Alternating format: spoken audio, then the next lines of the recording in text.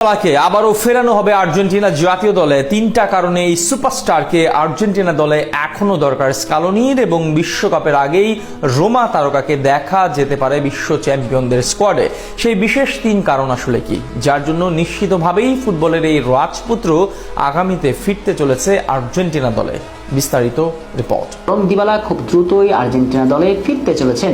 বিশেষ করে তিনটি কারণে আবারও তাকে দলে ফেরাবেন স্ক্যালোনি, যার মাঝে প্রথম কারণটি হলো দিবালার অভিজ্ঞতা। বিশ্বকাপের মতো টুর্নামেন্টে নিঃসন্দেহে অভিজ্ঞতা অনেক বেশি ম্যাটার করে।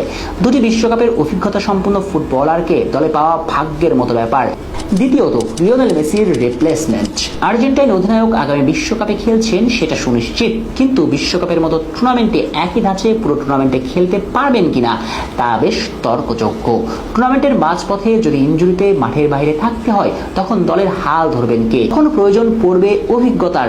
ওই যে বলা, দিবালার চেয়ে ভালো বিকল্প সেক্ষেত্রে আর একটিও হতে পারে না। তাই স্ক্যালোনি নিঃসন্দেহে দিবালাকে খুঁজবেন মেসির রিপ্লেসমেন্ট হিসেবে।